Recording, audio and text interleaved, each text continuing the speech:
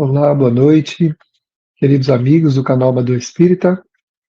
Estamos mais uma vez aqui reunidos para o nosso momento de saber e sentir, esta atividade de reflexão e interiorização que nos permite buscarmos algum entendimento a respeito de um tema espírita, também um momentinho de refrigério para as nossas almas. Então, nós vamos agora à prece para podermos entrar em sintonia mais refinada, mais estreita, com aqueles irmãos queridos com quem queremos entrar em contato e de quem desejamos ajuda. Elevando o pensamento, rogamos a Jesus, o Divino Amigo, que nos abençoe. Em sua infinita bondade, derrame sobre os nossos corações as bênçãos que precisamos para sentirmos-nos confortados e amparados. Que nesse momento, Senhor, os teus mensageiros de luz, amorosos, que são os verdadeiros mestres desta atividade, que eles possam nos inspirar, nos instruir, trazendo à nossa mente e ao nosso coração os benefícios que nós precisamos para entender melhor, compreender aquilo que precisamos aprender. Muito obrigado. Se conosco, ampare-nos nas dificuldades de cada dia, traga-nos, Senhor, o equilíbrio e a paz. E que seja feita sempre a vossa vontade. Assim seja. Dando sequência ao estudo da obra Passos da Vida, de autoria de Chico Xavier, do Espírito Emmanuel e outros Espíritos, nós estamos hoje no capítulo 27, intitulado Ainda Hoje, e é do Espírito Meimei. Que nós possamos, então, refletir sobre esse tema, buscando interiorizar as lições de maneira que elas sirvam para as nossas vidas, nos dando alegria de viver, esperança e também a paz. Ela inicia dizendo assim: irritavas-te ainda hoje no justo momento da caridade, e pensavas contigo mesmo: valerá suportar a bilis do companheiro encolerizado, desculpar o insulto da ignorância, sofrer sem revolta aos golpes da violência e ajudar aos que me incomodam na via pública? Então, embora, no justo momento de sermos convidados à caridade, fazemos essas reflexões. Será que valeria a pena, a gente suportar a pessoa encolerizada, fica falando coisas que a gente não quer ouvir, desculpar o insulto, a ignorância, os golpes de violência, né? E ajudar também aqueles que até nos incomodam na via pública? Será que isso tudo vale a pena? Será que isso é realmente o que nós podemos e devemos fazer? Então é necessário que a gente pense no que onde nós estamos situados no contexto humano. Em primeiro lugar, somos cristãos. Somos cristãos, somos irmãos. E é natural que a gente vá encontrar na nossa caminhada desconfortos, especialmente na convivência. Mas aí está o nosso grande desafio. O desafio de nos comportarmos como cristãos nessas dificuldades que a vida vai apresentando. Como disse-nos um espírito amigo esses dias, que a Terra não é uma colônia de férias. Aqui não é um mar de rosas para nós. Um oásis, um hotel 5 estrelas, com tudo pago, onde a gente pode desfrutar do bom e do melhor. A Terra é desafiadora. Até porque as dificuldades desses desafios estão dentro de nós. Somos nós que exportamos para a nossa vida os problemas e atraímos aquilo que nós precisamos para melhorar. Se não damos a devida atenção a esses estímulos de crescimento e agimos como o homem comum e nos revoltamos, também devolvemos a ofensa, brigamos, fazemos alarde do mal, criamos dificuldades, em que isso nos difere do homem comum? E muitas vezes fazemos isso trabalhadores de atividades consideradas atividades espirituais, onde aqueles que ali estão não são perfeitos, não são perfeitos, mas estão fazendo o máximo, o possível, para melhorar, para ter um outro comportamento. Mas se a gente acha que a nossa vida lá fora, ou dentro do centro, ou da religião, fora da atividade espiritual que a gente está, ela é outra coisa que não aquela da atividade espiritual, nós achamos que nós temos duas vidas, então a gente pode se comportar de um jeito aqui, de um jeito lá, e a hora da atividade a gente se recolhe numa postura, nos perdoem o termo para ser utilizado, mas é esse, né? Numa postura hipócrita, achando que nós vamos enganar os benfeitores, inventando uma vibração que nós não temos, inventando uma irradiação elevada que nós não estamos cultivando, porque ninguém dá o que não tem. Muitas vezes, por sermos dissimulados e termos um comportamento lá fora, ou no núcleo junto com as pessoas e depois queremos ter um outro comportamento dentro da atividade, nós atrapalhamos a ordem das coisas. E coisas que poderiam ser mais sublimes no trabalho não são, porque os benfeitores não vão conseguir a qualidade essencial para a realização daquele trabalho. Às vezes a nota de corte, né, ela é baixa e a gente não alcança essa nota, porque estamos num comportamento contrário à fraternidade, ao amor, contrário a todos os princípios que a mensagem de Jesus indica para nós. Tenho aprendido muito isso com os benfeitores. Tenho tentado me policiar, me vigiar. Estou anos-luz longe ainda do ideal, mas a luta é ferrenha, de cada dia, de cada momento, na tentativa de buscarmos a melhor posição possível para o trabalho. Diz ainda Meimei, reflitas a extensão do mal, refletias a extensão do mal e confiavas-te ao desespero. Então, outro sentimento que muitas vezes nos traz grande problema, o desespero, o desalento, a desconfiança na providência divina, porque toda vez que eu não estou fazendo a minha parte e acho que um milagre vai acontecer e não acontece, eu começo a desconfiar da lei divina, porque aquele que faz a sua parte, aquele que trabalha, que se esforça, que luta, ele sabe que se algo não está vindo por suas mãos, poderá vir pela mão divina, desde que seja útil e necessário aquilo. Então, essa alma se tranquiliza. Agora, a alma exigente, a alma rebelada, a alma que, na grande maioria das vezes, ela não se adequa direito aos seus propósitos e fica procurando nas pessoas a culpa pelo seu desconforto, quando em verdade a matriz da violência, do descontrole, seja ele material, seja ele espiritual, seja ele efetivo, qual seja, ele está dentro de nós, não está no outro. O outro pode ter só estimulado a gente, mas na verdade isso está dentro de nós. E enquanto nós não fazemos essa viagem para dentro, como nos ensina Santo Agostinho, na questão 919 do Livro dos Espíritos, né? Ele diz, fazei o que eu fazia quando estava na Terra, sem falsa modéstia, ele fazia isso mesmo. Perguntava a si mesmo se estava fazendo todo o bem que podia, se ninguém tinha o que se queixar dele, se havia feito todo o bem que podia ser feito, e assim por diante. Se nós não fazemos essa investigação e achamos sempre que a culpa é dos outros, as pessoas me provocam, todo mundo me tira do sério. Ninguém me tira do sério. Sou eu que saio do sério. Ninguém me tira do sério. Porque ninguém pode entrar dentro de mim e me tirar do lugar onde eu estou. Na verdade, eu me projeto sobre aqueles que me desafiam. Eu me projeto revoltado sobre as situações da vida que não são como eu queria. Então, é um processo meu, e não do outro e nem do mundo. Tudo que acontece na minha vida tem raiz em mim, na minha natureza, nos meus sentimentos. Eu não posso querer procurar a resposta fora. Um amigo me disse hoje, por que será que eu atraio pessoas assim, em situações daquele jeito? Falei, você usou o termo correto, você atrai. Pior é quem ainda acha, né? Por que tudo acontece comigo? Por que as pessoas dessa forma, daquela forma, se aproximam de mim? Ou seja, a pessoa está naturalmente, né, enganada a seu próprio respeito. Então, quando eu já faço a pergunta direta a mim, já estou com meio caminho andado. Por que será que eu atraio?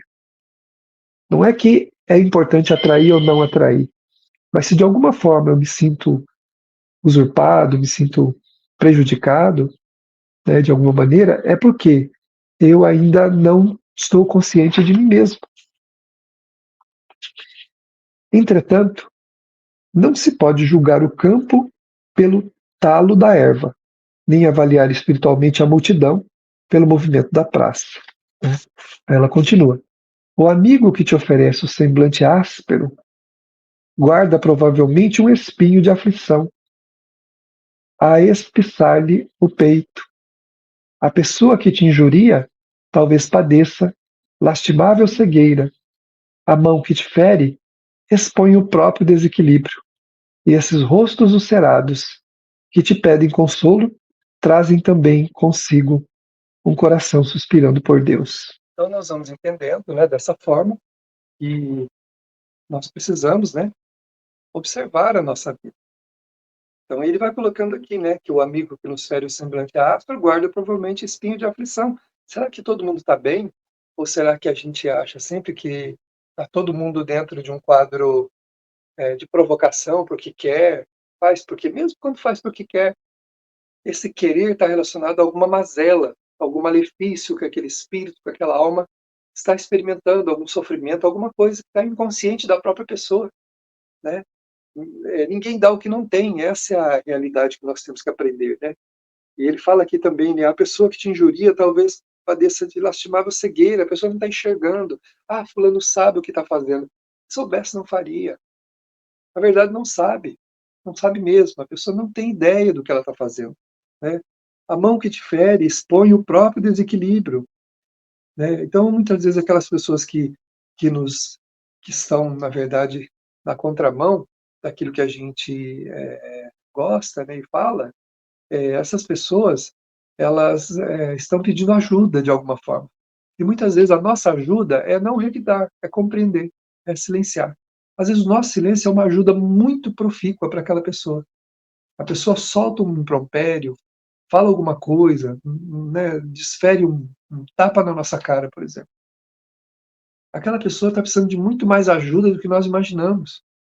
Ela não precisa que a gente se volte contra ela como uma fera, precipitando-se sobre ela para destruí-la. Não é isso que ela precisa. E esse nosso silêncio, essa nossa não revidar, vai doer profundamente nela. E ela vai, talvez, com isso acordar daquele transe que ela se encontra. Então a gente não tem, eu tenho que fazer tal coisa para ensinar para aquela pessoa o que ela tem que fazer. Nós não ensinamos nada para ninguém, até porque tem hora que nem a gente aprende determinadas lições. Quantas coisas a gente repete que não devia repetir? Nós não sabemos as lições nem para nós, queremos ensinar para os outros. Então, cabe-nos, né, o dever de cristão, a compreensão. Então, a Mimei diz assim, ó, deixa que a bondade se externe por ti, estendendo a fonte da esperança e a melodia de bênção. Então, a gente precisa começar a treinar a bondade, né? Mas não ser bom só para as situações que nos agradam, ou para aqueles que nos agradam, mas a bondade para tudo e para quantos, de alguma maneira, dão-nos a oportunidade de exercitar a nossa fé, de exercitar a nossa perseverança. Pensemos, então, nesse sentido para que a gente melhore. Então, nós precisamos, né, trabalhar a bondade, né? A bondade que nos ajuda a estender a esperança e as bênçãos, né? Não só bons para aquilo que nos agrada ou ser bons apenas para com as pessoas que fazem a nossa vontade ou que são do nosso interesse, né? Bondade para com todos. Silencia a palavra candente e apaga todo o impulso de crueldade. Não responder, né? A gente é ofendido, é espetado. Não responder. Não responde. Simplesmente deixa para lá. Não responde, não responde, não responde. Porque a resposta sempre a gente vai, na grande maioria das vezes, o que nós respondemos no momento de desagrado, nós nos arrependemos depois. Não dá para recolher as palavras. Tem que ter esse cuidado. Depois eu peço desculpas. Não adianta pedir desculpa. Adianta num sentido, porque é um ato de respeito para quem a gente ofendeu. Significa que nós estamos arrependidos, mas não conserta o que a gente fez. A palavra feriu, e a ferida depois tem que cicatrizar. Então, pode ser que não cicatrize tão fácil, né? Então, a gente precisa tomar cuidado, porque nós não conseguimos recolher as palavras. Ergue ainda hoje os que caíram, né? Então, é fácil a gente apontar o dedo e pisar na cabeça de quem está no chão. É fácil. Agora, dar a mão para levantar é difícil. Por isso que Jesus falou: não julgueis, porque à medida que você usar para julgar, vai ser usado contra você, ou seja, a vida vai me colocar na mesma situação para ver como é que eu reajo. Então, não julgar. De maneira nenhuma, não julgar. Né? Estender a mão. O que eu posso fazer para ajudar? Às vezes, uma prece é a mão estendida, mas jamais julgar. Amanhã é provável necessites escudar-te naqueles que levantas, né? Nós não sabemos, né, o que vai nos acontecer. Eu posso ter que pedir por aquele que hoje eu desdenhei, né? Por aquele que hoje eu pisei no chão. Mas também posso ter que pedir por aquele que eu ajudei. E quão bom será, então, a minha resposta, né, desses corações que eu amparei. Se não for boa também, não tem problema nenhum. Mas pode acontecer a gente ter que receber a ajuda de quem a gente ajudou também. Né? Então, nós somos solidários. Reflitamos no eterno amigo que passou na terra, compreendendo e servindo, sem descrer do amor, embora sozinho, nos supremos testemunhos da própria fé. Lembremos de Jesus, né? Nós temos vários exemplos perto de nós, né? Chico Xavier e outros, como Irmã Dulce, Madre Teresa e outros tantos que faziam tudo pelos que necessitavam e tiveram como resposta algo ruim, né, que as pessoas queriam dar, mas eles não se importaram. E Jesus, nosso exemplo. Nós somos ou não somos cristãos? Somos ou não somos cristãos? Essa pergunta deve ficar ecoando na nossa consciência. Ampara, alivia, ilumina e socorre sempre. Não é de vez em quando nos é conveniente. Ampara, alivia, ilumina e socorre sempre, sempre. Não quando é só conveniente para nós. Né? Todo auxílio na obra do bem é uma prece silenciosa. E toda vez que auxilias, o anjo da caridade está perto, orando também por ti. Quem dá recebe muito mais do que aquele que recebeu em verdade. Porque ele tem o auxílio do bem que está fazendo e o bem de outros que fazem o bem também em seu próprio benefício. Então, voltando à resposta daquela pergunta, se nós somos cristãos, devemos seguir quem? Jesus. Então, o cristão segue Jesus. Então, toda vez que um evento nos aconteça, nós devemos nos perguntar: o que Jesus faria no meu lugar, se fosse ele? Então, ainda hoje, diz Meimei, faze também. Então, nós fazemos aquilo que Jesus faria. Lógico que vamos ter problemas de vez em quando, que vamos errar, mas o desejo de seguir o Cristo e de seguir o seu exemplo vai cada vez mais aumentar os nossos acertos e diminuir os nossos enganos, especialmente na relação humana. Então vamos, nesse momento, elevando mais ainda o pensamento em gratidão a Jesus e sentir a sua atmosfera irradiando-se para nós. Esse amor que vai tomando conta da nossa alma e vai trazendo ao nosso espírito a esperança que nós gostaríamos de ter. A atmosfera do bem traz-nos alegria de viver, porque é Jesus presente em nós. Sintamos esse frescor, essa ternura, essa paz, que vai se miscuindo em nossa natureza, tomando cada partícula do nosso ser, deixando-nos plenos de luz, que é como estamos nos sentindo agora. Plenos da luz de Jesus, para brilhar, brilhar e brilhar, cada vez mais.